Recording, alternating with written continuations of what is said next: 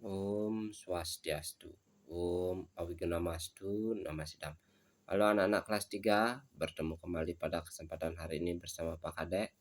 Semoga kita selalu diberikan kesehatan dan selalu dilindungi oleh Hidayah Sang Hyang Widi Wasi.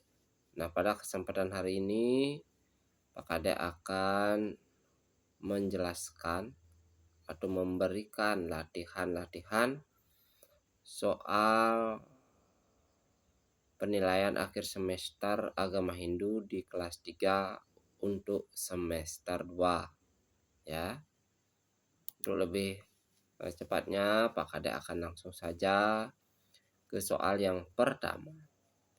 Astronomi itu artinya ilmu perbintangan, ilmu kesehatan, ilmu kedokteran. Sering sudah Pak Kadek bilang kalau astronomi itu artinya ilmu perbintangan. Nah, Pak Kadek ingatkan sekali lagi ada soal objektif dan soal uraian. Nanti soal uraiannya itu silahkan anak-anak cari jawabannya di buku atau di soal objektif yang sudah Pak Kadek jelaskan hari ini ya.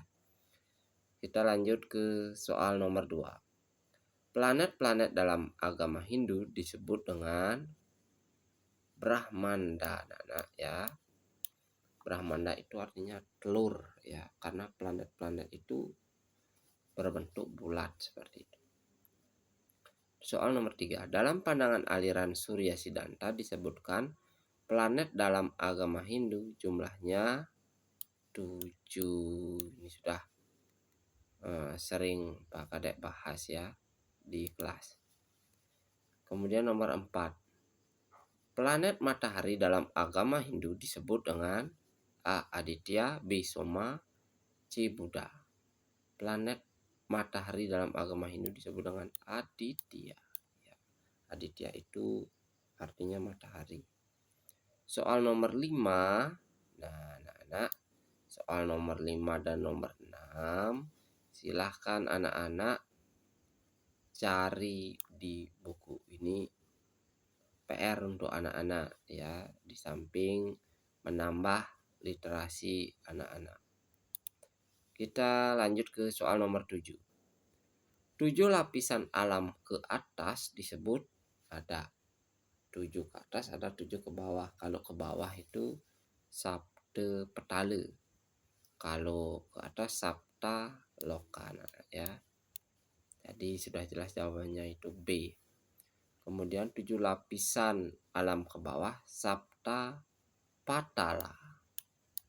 Kalau Sabta Pala ini beda anak-anak ya. Nomor 9. Bulan dalam agama Hindu disebut sasih. Ya, dina ini artinya hari. Ya, hari. Kemudian warsa itu artinya tahun anak-anak ya. Jadi yang paling tepat adalah option A. Soal nomor 10. Hari Minggu dalam bahasa Kawi disebut dengan Redite anak-anak ya. Kalau Rawi ini hari Minggu juga tetapi dalam bahasa Sanskerta. Nomor 11. Tari yang dipentaskan untuk mengiringi upacara keagamaan disebut tari. Nah, kata kuncinya adalah ini. Keagamaan. Nah, pasti sudah option A ya. Nomor 12.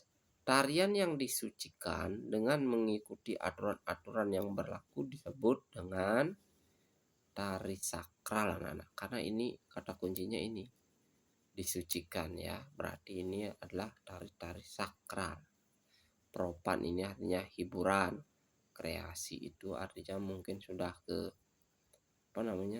tari-tari modern seperti itu ya. Kita lanjut soal 13. Tari rejang ditarikan oleh orang berjenis kelamin A. laki-laki, B. perempuan, C.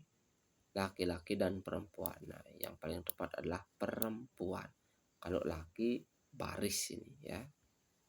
Nomor 14. Yang termasuk tari sakral adalah sakral itu adalah tari rejang, ya. Tari rejang, ada rejang dewa, ada rejang sari, rejang renteng dan lain sebagainya. Kemudian nomor 15. Tari kecak berasal dari kecak. Nah, coba anak-anak juga cari ini di buku. Kalau anak-anak tidak tahu berarti keterlaluan ya. Tari kecak berasal dari A. Jawa Tengah, B. Bali, C. Maluku. Nomor 16. Tarian yang ditarikan oleh banyak orang bahkan sampai ratusan orang adalah tari kecak, anak-anak. Ya, kecak. Ini kecak ini adalah tari hiburan. Nomor 17. Tari yang melambangkan penyambutan dewata turun ke dunia adalah tari pendet. Bukan tari kecak, tari piring ini apalagi nih. Tari piring ini adalah tari Sumatera Barat ya. Nomor 18. Tari hiburan disebut juga dengan tari hiburan. Hiburan itu artinya propan, tari propan itu hiburan ya. 19. Ondel-ondel ya, ondel-ondel termasuk tari. Ondel-ondel ini kalau tidak salah bentuknya seperti ogoh-ogoh ya. Ini ada di Jakarta, tepatnya di Betawi nih. Berarti ini tari keagamaan, tari sakral, tari propan. Ini mungkin termasuk tari propan ya. Nomor 20. Nah, ini tadi sudah Pak Kadek bahas sedikit. Nah, silahkan cari nomor 20 ya. Tari piring berasal dari Sumatera mana seperti itu. Nomor 21. Sikap sembahyang berdiri tegak disebut padma. Padma salah. Berarti yang paling tepat adalah pada asana. Pada asana seperti itu berarti anak-anak harus berdiri ya. Ya, seperti itu. Kalau padmasana ini kakinya dilipat seperti ini. Kalau Vajrasana ini perempuan, ini khusus laki. Kalau ini perempuan dan laki bisa seperti itu ya. Nah, kita lanjut soal selanjutnya. Sikap duduk sembahyang bagi perempuan disebut, nah tadi sudah Pak Kadek jelaskan, adalah Vajrasana ya. Kalau Padmasana ini laki, kalau pada asana ini berdiri. 23. Sikap sembahyang Padmasana adalah sikap sembahyang bagi Padmasana laki-laki. Nah, tadi sudah Pak Kadek jelaskan. Nomor 24. Melaksanakan sembahyang dengan hati yang tulus. Harus tulus, harus ikhlas, jangan pamrih, jangan sedih, seperti itu ya. Soal selanjutnya nomor 25. Bunga, dupa, air, dan bija termasuk dalam sarana sembahyang. Sarana menanam bunga, nah apalagi ini sudah salah total. Nomor 26 ya. Bunga yang tidak boleh dipakai sembahyang adalah bunga yang harum, bunga yang tumbuh di kuburan. Ini sudah jelas sekali. 27. Yang berfungsi sebagai saksi persembahyangan adalah dupa, anak-anak ya. Karena dupa ketika kita menyalakannya itu kan ada apinya. Nah, api ini akan mengeluarkan asap. Asap inilah yang akan membawa doa-doa kita ke Sang Pencipta. Seperti itu. 28. Sikap sembahyang bagi orang yang sakit adalah sawa asana. Ya. Sawa asana itu artinya yang sakit, yang tertidur. Jadi walaupun sakit, anak-anak harus tetap sembahyang seperti itu. 29. Sarana sembahyang yang simbolnya sebagai benih kehidupan adalah bunga, bija, cidupa. Bija, benih. Makanya kalau selesai kita sembahyang, nunas tirta wangsa pada, kemudian akan diberikan bija. Bija inilah ditaruh di kening, tenggorokan, dan ditelan. Bijanya yang masih utuh dari dalam tubuh inilah akan mengakar benih-benih kebaikan seperti itu. Nomor 30. Sikap mengatur napas disebut pranayama. Nah, seperti itu. Nah, sekarang ini adalah soal-soal uraiannya. Planet-planet agama ini jumlahnya, nah, tadi sudah Pak Kada jelaskan.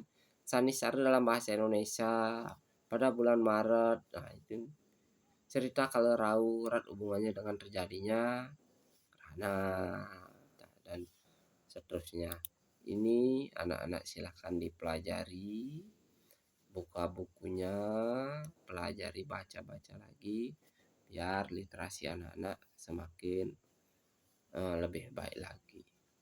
Nah, baiklah anak-anak, hanya sampai di sana pembahasan soal-soal latihan penilaian akhir semester untuk anak-anak kelas 3 semester 2. Apabila ada proses dalam penyampaian materi ini kurang berkenan mungkin di perasaan anak-anak, Pak Kadek mohon maaf. Pak Kadek harapkan supaya video ini bisa bermanfaat untuk anak-anak semuanya. Hanya itu yang bisa Pak Kadek sampaikan. Pak Kadek akhir dengan Parama Santi.